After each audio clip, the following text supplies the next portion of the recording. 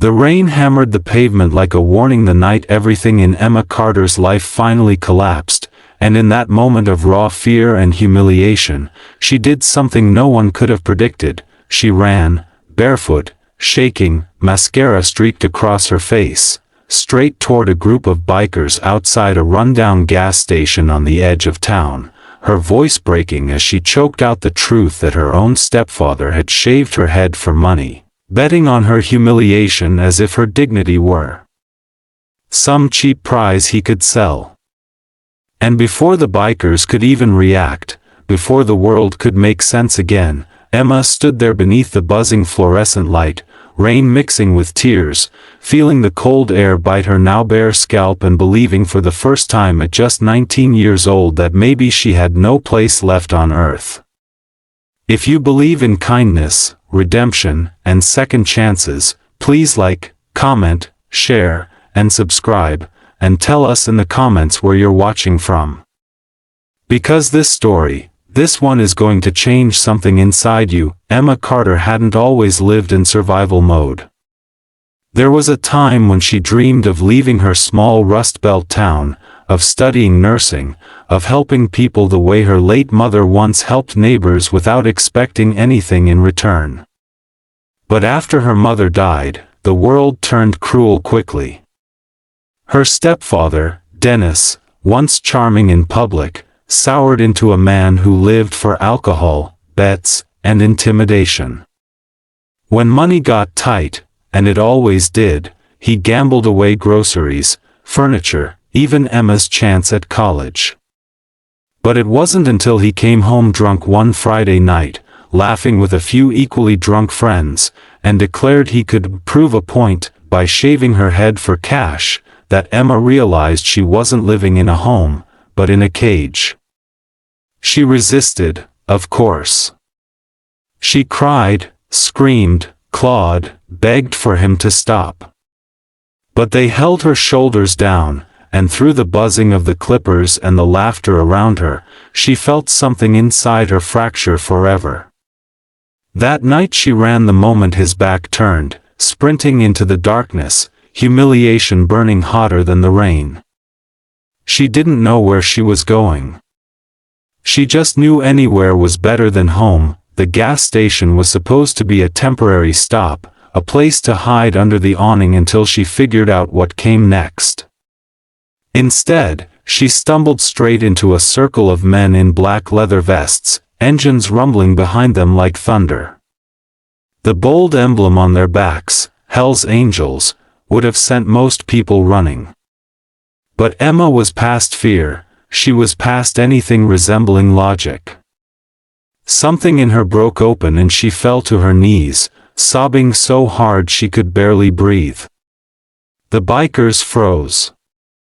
One dropped his cigarette. Another stepped forward slowly, like approaching a wounded animal. They weren't what people whispered about. Their eyes weren't cold. They were confused, startled, and strangely gentle. When Emma finally managed to speak, when she managed to get out the words, "He shaved my head for money," the world seemed to pause. Rain softened. Engines dimmed.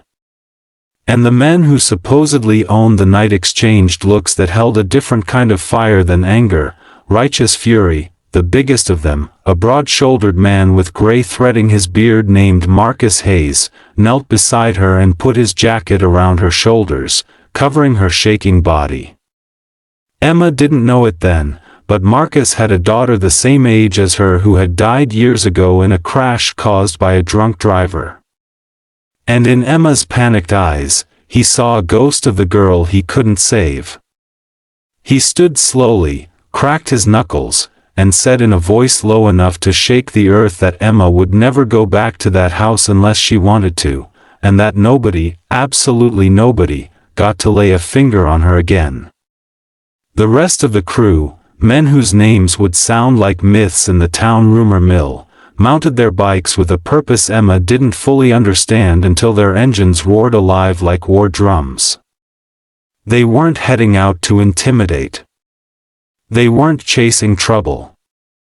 They were making sure Dennis never hurt her, or anyone, again. While the bikers confronted her stepfather, Emma sat inside Marcus's truck wrapped in a blanket, trembling but slowly feeling the weight of years of fear slipping off her shoulders.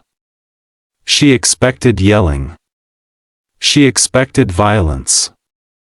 But what happened was stranger, quieter, and somehow even more powerful. The Hell's Angels didn't strike him, didn't threaten him with weapons, didn't do what the stories claimed they would.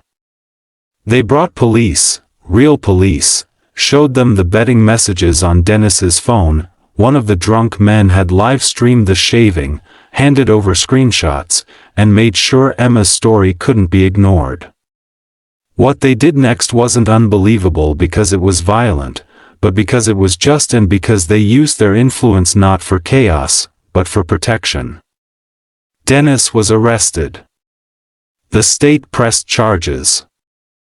Emma wasn't invisible anymore. Marcus's wife, Lydia Hayes, welcomed Emma into their home that same night, offering her soup, warm sheets, and the kind of quiet compassion that makes a girl realize just how starved she was for gentleness.